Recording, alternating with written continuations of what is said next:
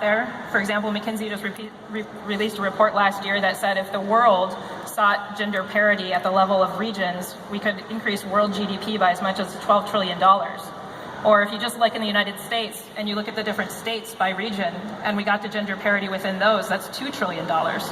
So there's a lot of money at stake here for gender parity, and certainly some companies are increasingly focusing quite a bit on how they achieve it. So they're rolling out things like unconscious bias training. We talked a lot about the benefits. Parental leave is a huge one. They're talking also about fertility programs for women who want to wait for a longer time before they have children so that they have more flexibility around how they plan their life and their family, as well as in programs in the education space. So wonderful programs, for example, from Girls Who Code, that are reaching out and trying to get more women into engineering programs early, all the way through to college, where we've seen some great success, for example, at Harvey Mudd. So there's huge progress being made on multiple dimensions. That's the great news. The bad news, when we looked at this research, and there's another report I'll reference called Women in the Workplace, what we found that it's going to take... Are these downloadable? Yes, these are all available. Happy to point anybody to them, or you can find them on McKinsey.com. Our Women in the Workplace research said that it's going to take 100 years at this pace for us to achieve gender parity in the CEO suite. So we still have quite a long road to travel. One thing that I love that you mentioned, it was beautiful. Like, I interviewed Dave McClure on stage at South by Southwest B2B this year, and he was talking about like why you should pay attention to diversity and women in particular. He's like, because they represent 80% of the spending power. Like, they're the ones buying the things, so you should probably have them on your team and designing things from the beginning. And I had this great conversation about someone who said, look, I built my team up to 6 people. I have a startup. I had to run as fast as I could to get this thing to market, and now I've got this team. When should I be thinking about women on my team? And it was a really innocent question, like not a problematic question, but what would be your answer to that? So my answer to that would be, if you're going to do a startup, so it's a ton of work, and it's not a short-term commitment. So it'd be a really good idea to start thinking about what your values are before you hire the first person. And I would really hope that one of your values would be that you're going to have a team that works well together and brings diversity of experience and perspective. Because there's lots of research that shows you get better solutions to problems if you have people with different experiences.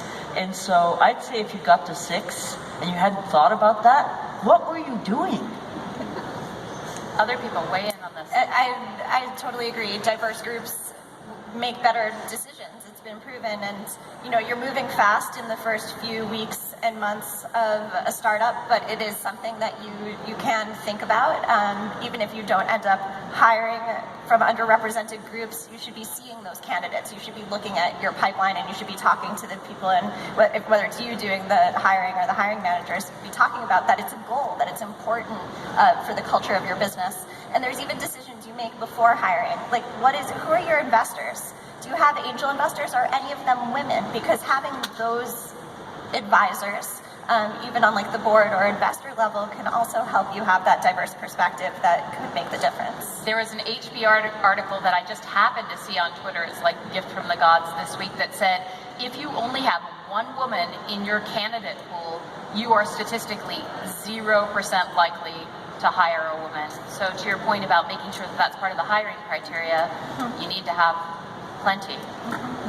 Just to build on that, it's also something where if you don't think about it early and you let it go and you say, okay, maybe when we become 20 people or 50 people, that makes it really, really hard. And so the problem of solving for diversity only gets more difficult the less diverse you are, right? Which is why it's something that you just want to solve for at the very beginning. And it matters more and more to candidates. That 16th person that you're hiring that looks, even if it's a man seeing lots of other men, he might think that this isn't a workplace that values the same things I do. And one of the things I've heard from the white male students at Harvey Mudd is that when they choose who they're going to work for or go to PhD programs, because they've had the opportunity of being a part of a learning community that is gender diverse and racially diverse, one of the first questions is, what is this company's commitment to diversity? And so if they look at a startup and it's all white guys, they're probably not going to go there. And that's something that I love about the way the business community in our world is shifting. Like there are more and more men. I was at an event at Harvard last week, and there was a man who stood up and said,